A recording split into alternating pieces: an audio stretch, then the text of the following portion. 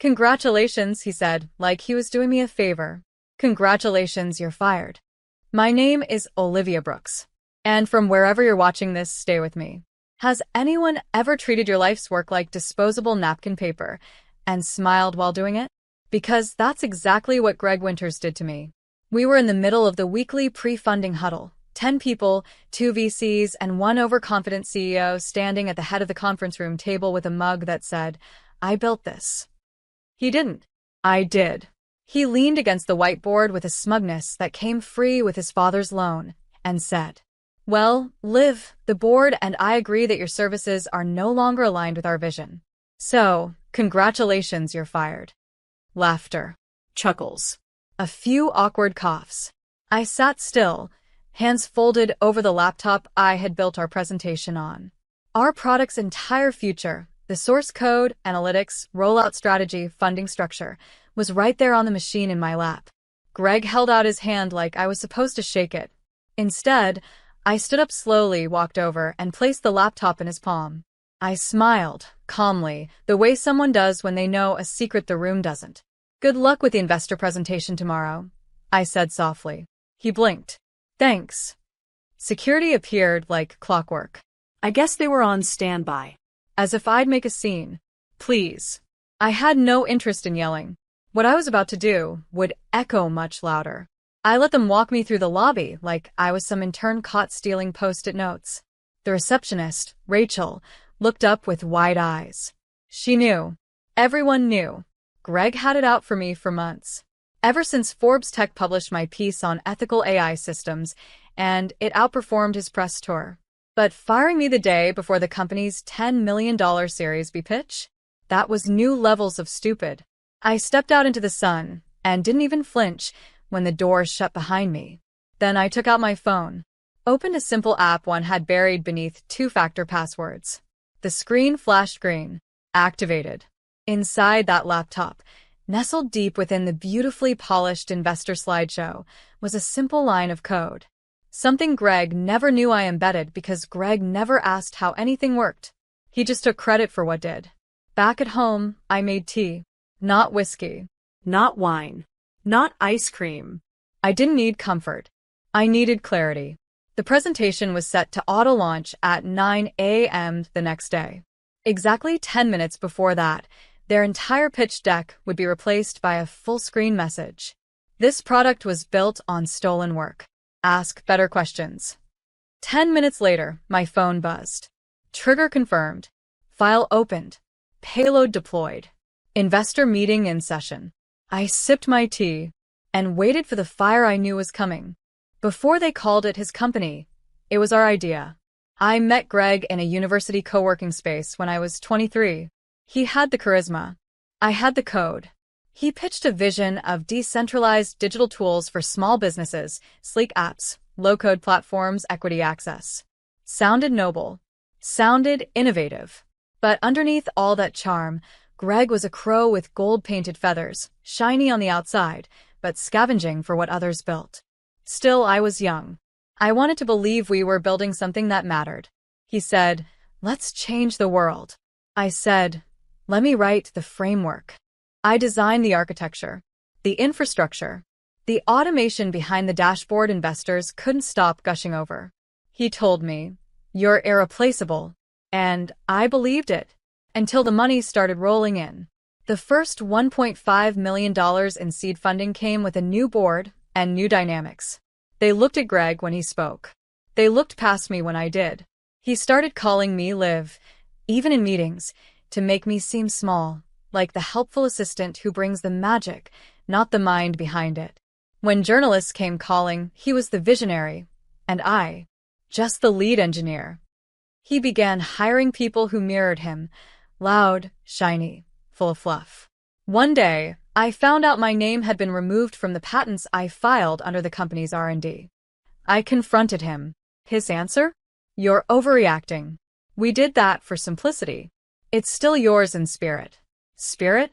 Is that what my 90-hour weeks were worth? Spirit? It only got worse. The month before I was fired, Greg brought in a strategic consultant, Marla, to help polish our next funding round. She looked me up and down like I was chewing with my mouth open. During our first conversation, she said, "You're clearly brilliant, Olivia, but sometimes technical people just don't get the investor landscape. We need front-facing thinkers now." That week, I got a memo. My role was being restructured. No severance. No equity.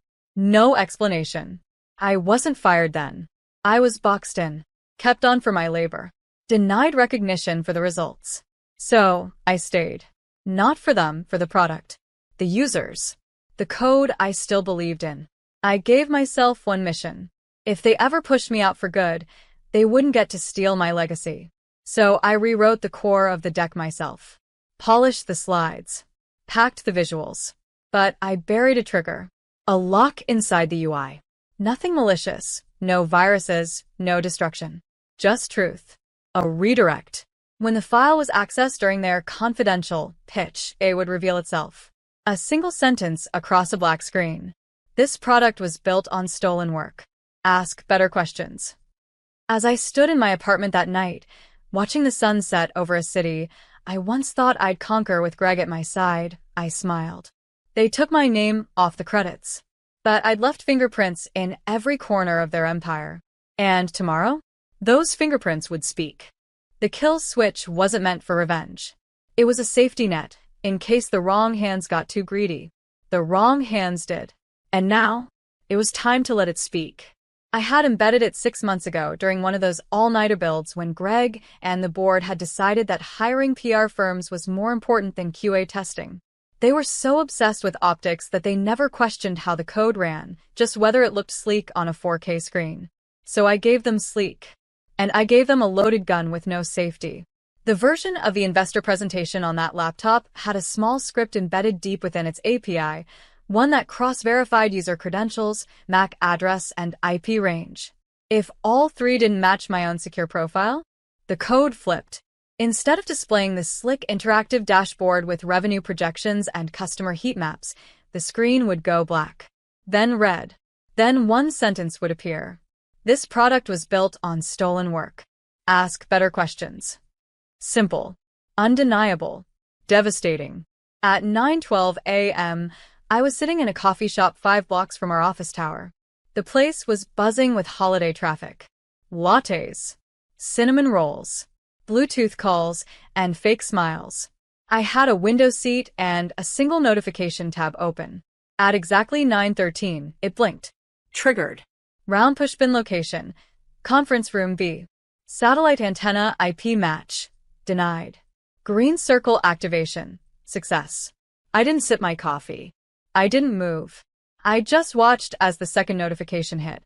VPN tunnel active. Outbound traffic blocked. They couldn't shut it down remotely. They couldn't restart it without triggering the full script. 10 minutes passed. Then 15. Then 30. At 9:47, the real chaos began. LinkedIn posts from junior staffers.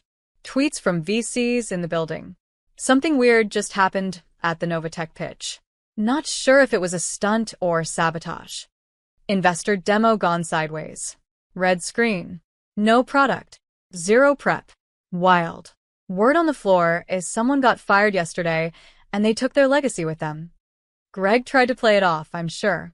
Tried to reset the deck. Restart the laptop. But the code was timed to kill everything for 24 hours. No reboot. No access. No fixes. The only thing it would display now was that single line. This product was built on stolen work. Ask better questions. A few interns posted blurry images of it on Instagram. One investor, someone I vaguely recognized from a roundtable I was excluded from, posted a single sentence. She warned them. Back in my apartment, I opened a bottle of cranberry sparkling water and sat on the couch. No music, just the soft vibration of my phone lighting up again and again and again. Text from Greg. WTF did you do? Message from Marla. You've ruined everything. Voicemail from Rachel at the front desk. You okay? I'm rooting for you. I never replied to Greg. Not with words. Instead, I uploaded my portfolio, the original schematics, code commits, timestamps, and contributor logs to a private drive. Then I sent the link to exactly one person. Gillian Monroe, lead investor, tech watchdog. The woman Greg once told me to stop pitching like she's going to take you seriously. The subject line of my email was simple: ask better questions. Silence can be the loudest kind of revenge, especially when it's weaponized with dignity. I didn't do interviews. I didn't tweet. I didn't leak my side to the press. I just let the truth speak for itself. And the truth? It was a tidal wave. By midday, the VC firm had issued a pause on the Novatech deal. The investors were spooked, not just by the technical failure, but by the implications. If Greg had cut out the person who built the product, what else had he lied about? My email to Gillian Monroe had done its job. She forwarded it internally, flagged it for legal review, and scheduled a board meeting by 5 p.m. She never replied to me directly. She didn't have to. By 6 p.m., Greg's LinkedIn was set to private. By 7 p.m., Marla's agency had scrubbed all mention of Novatech from their portfolio. By midnight, every news cycle had picked it up. Startup crashes during $10 million pitch after hidden message appears. Founder fired engineer. Forgot she built the engine. Who is Olivia Brooks? And me? I was coding. Not for revenge. For rebirth. See, what no one knew, not even Greg, was that I had already begun building something else. A new company. A leaner platform. More ethical, more secure, more user-first. Quietly funded by a few of the same angel investors who once ignored me in meetings. Apparently, all it takes for them to notice is a public implosion. A week later, I got an unexpected visitor. Rachel, the receptionist from the lobby, had left Novatech. She brought cookies. I just wanted to say, she said, placing them on my kitchen table, you weren't crazy. Everyone saw what was happening, but no one knew what to do. She handed me a small folder. Notes. Memos. Even a few emails between Greg and Marla trash-talking me. I smiled. Not because I needed it, because she needed to give it. Thank you, I said. Greg, meanwhile, was spiraling. A leaked voicemail surfaced. Him yelling at a developer, blaming everyone but himself. The board issued a statement. We are conducting a full review of leadership decisions and IP claims. Translation. He was finished. But still, I didn't say a word. The next day, Gillian Monroe called. Her voice was low. Professional, but careful. I've reviewed everything. I believe your claim is airtight. I'd like to offer you something. I waited. Full backing. $3.5 million. Your product. Your name. Your rules. For a moment, I couldn't breathe. Then I asked, why me? Now. She paused. Because you didn't scream. You didn't burn the building down. You just built something better and let their house collapse by itself. I signed the next morning. Novatech was declared a toxic brand. Within the month, Greg stepped down to pursue other interests. Marla moved to consulting abroad. And every investor who once ignored me, now they all suddenly had time for coffee. But I didn't need their validation. The only name that mattered was mine. And finally, the world knew it. Some men only understand power when they lose control of it. 2 weeks after Novatech's spectacular collapse, I was prepping the beta demo for my new platform, Ardencore. I hadn't announced it publicly, just a private list of early testers, mostly engineers and developers who had quietly messaged me with, if you ever build something, I want in. We weren't sleek yet. We weren't noisy. But we were clean, fast, and honest. Then, on a rainy Thursday afternoon, my phone buzzed. Unknown number. I almost ignored it, until a voicemail dropped. Olivia, it's Greg. I think we should talk. That voice, that silky, smug drawl that once charmed investors like bees to a glass of bourbon. I listened in silence. Look, we both know what happened wasn't ideal. But we can fix this. I've got some people interested in a rebrand. I'm open to, well, look, let's talk about equity. I think we can help each other. I didn't laugh. But I did replay the voicemail. Twice. The desperation in his voice was a symphony. A few hours later, I got an email. Subject line. You win. I surrender. From Greg. A PDF attached. a formal offer to join his restructured board, a title, a salary, a 3% stake, 3% of a company I had designed, launched, coded, debugged, and made famous through fire. I forwarded it to Gillian Monroe. She replied in 5 minutes. Delete it. You've already outbuilt him. Don't look back. So I didn't. I got back to work. And 3 weeks later, we launched Arden Core Alpha. No PR blitz. No champagne. Just an invite-only demo, streamed live to 50 handpicked clients, journalists, and industry leaders. At the end of the demo, I clicked on the last slide, built by the hands they tried to erase. The chat blew up. Investors sent meeting requests within the hour. TechCrunch emailed asking for an exclusive. And on Twitter, I trended for 48 hours. The engineer they fired just out-engineered an entire company. Olivia Brooks just silently ended Tech Brothers. The next morning, my inbox lit up again. Greg, you could have just said no. You didn't have to humiliate me. You were always better at code than people. You'll regret not having allies. I stared at the last message for a moment and replied with one sentence. Allies don't fire their team and steal their work. Then I blocked him. That afternoon, Arden Core hit 10,000 users. Our waitlist grew faster than our servers could breathe. I spent the evening walking through the city, hoodie up, headphones in, smiling at nothing in particular. Not because of revenge. Because of freedom. Greg had once told me I was too soft to be a founder. But power doesn't always look like shouting across boardrooms.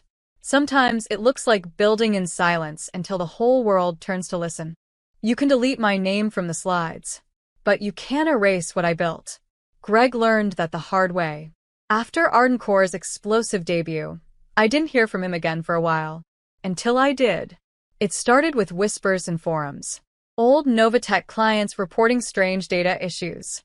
Backend crashes. Customer service going dark.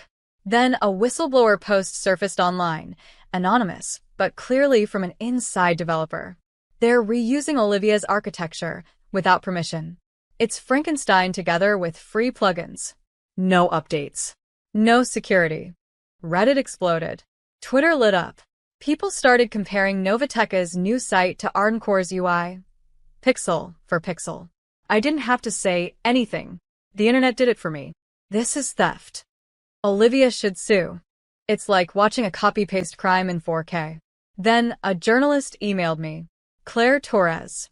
Tech Pulse Weekly. Off the record. I've been investigating Novatech's rebrand. Would you like to comment? I paused. Thought about it. Then replied with one sentence. I'll speak. On record. We met in a cafe 2 blocks from where I was once fired. She pressed record. I spoke. Calmly, clearly, and without venom. I didn't burn Novatech to the ground. I just stopped holding up the roof. She asked about the code, the sabotage rumors, the presentation failure. I didn't confirm or deny. I just said, sometimes silence is consent. And I no longer consent to being silent. The article dropped 3 days later. The girl they fired. Front page. Thousands of shares. In it, Claire detailed the timeline, the sabotage, the whistleblower leaks, the parallels between the platforms. She ended with this quote. They erased her name from their boardroom.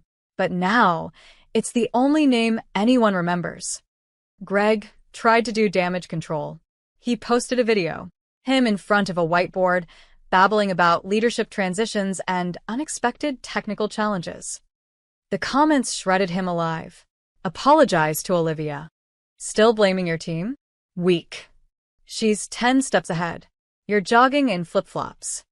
By evening, the Novatech site went down again. Then, the final nail. Claire's article got picked up by a national outlet. I was invited to speak on a tech ethics panel alongside Gillian Monroe and 2 major startup founders. On stage, under soft lighting, I told the story again. Not as revenge. As a warning. If your company depends on silencing the people who build it, then you're not running a business, you're running a graveyard. The audience erupted. I looked out and saw so many young women, coders, founders, interns nodding, taking notes. One had tears in her eyes. Later that night, I got one last message from Greg. A single word. Why? I stared at it. Did he really not know? Then I typed back. Because you thought firing me was the end of my story. But it was just the end of yours. And I hit send. Revenge was never the plan. But respect? That became the mission. 6 months after launching Ardencore, we were profitable. Not unicorn level, not yet. But healthy, ethical, respected. Exactly what Novatech claimed to be before it collapsed. I'd been invited to panels, conferences, even Harvard's Innovation Lab. But my proudest moment? The day a 17-year-old coder from Detroit met me. I read about what happened to you. I was going to quit CS. But now I'm learning backend. I want to build stuff too. That message hit harder than any feature article. It reminded me that I wasn't just building software anymore. I was building belief. So I started the Erase to Empowered initiative, a mentorship and microfund program for underrepresented women in tech. We gave seed money. We hosted free workshops. We matched girls with mentors in real startups. I watched them transform like I once did. Not because someone saved them, because someone finally saw them. Meanwhile, Novatech's ashes smoldered. The company filed for bankruptcy. Greg was sued by 2 ex-employees over unpaid wages. Marla vanished from social media. Rumors said she'd moved to a remote town in Idaho for clarity. I didn't follow up. Like ghosts stay ghosts. What mattered now were the girls pitching their apps with spark in their eyes. The interns asking me how to negotiate salaries. The way our office whiteboard had a handwritten quote across the top. Build in silence. Rise in surround sound. One afternoon, I got a letter. An actual paper letter. No return address. Inside, in careful cursive. You were always going to outgrow them. Sorry it took me so long to believe it. Rachel. The receptionist. I remembered how she'd looked at me on the day I was fired, quiet, but not unseeing. She had left. Started a UX boot camp. Now she ran design for a small fintech startup. I smiled. We were all rising. That night, I walked into the Ardencore headquarters, glass walls, clean lines, the hum of people who wanted to be there. My assistant met me at the door. Media's waiting. You ready? I nodded. A journalist was there for a profile piece. The woman who coded her way out. They asked about Novatech. Greg. The sabotage. I gave them what they needed, but not what they expected. That story isn't about how I was erased. It's about how I rewrote everything they tried to delete. The interview ended. The lights dimmed. And I stood there for a long time, looking out the tall windows. Past the city I once walked through invisible, toward the future that now looked exactly like mine. It all comes full circle. Not with vengeance, but with vision. A year after that infamous walkout, I was invited to the Global Founders Summit in Geneva. The theme? Voices that rose from silence. It felt surreal. The last time I'd worn a blazer, it was to defend my worth in a boardroom that had already made its decision. This time, I wasn't defending anything. I was being honored. They flew me out first class, put me in a penthouse suite, even had my name printed in gold on the itinerary. Olivia Brooks, keynote speaker. I stood backstage, breathing slow, fingertips pressed together. Not nervous, just grounded. A stagehand whispered, "You ready?" I nodded. Always have been. The spotlight hit. The applause rolled like thunder. I walked out, took the mic, smiled, and began. I was fired for being too quiet, too patient, too technical, too soft. They were wrong about all of it, except the quiet part, because silence is where I wrote my comeback. I spoke for 20 minutes. Not about revenge, but about rebuilding. About women who write code no one credits. About ideas stolen in bright lit offices. About how the quiet ones don't just survive, they reinvent. When I stepped down, the room rose. A full standing ovation. A row of young women in the front wiped their eyes. And in the third row, in a cheap suit, beside a name tag that just said G. Harrison. I saw him. Greg. Not on stage. Not behind a podium. Just watching. Mouth shut. No one clapped near him. It was like the room itself had forgotten him. After the gala, a girl approached me. She couldn't have been older than 19. My professor told me to follow your story. I'm starting my own app. Can I send you a demo? I took her hand, smiled, and said, don't wait for permission. Build like they're already watching. Back home, I hung the summit medal on my office wall. Next to it, I framed a screenshot, the last Slack message Greg ever sent before firing me. You're dismissed. Beneath it, I taped my response from the Arden Core launch post. You tried to delete me, but I rewrote the ending. Final narration. They fired me thinking it was the end of my story, but it was the opening scene of theirs, where everything crumbled the moment I walked away. And now, they can keep watching. From the seats I once wasn't allowed to sit in.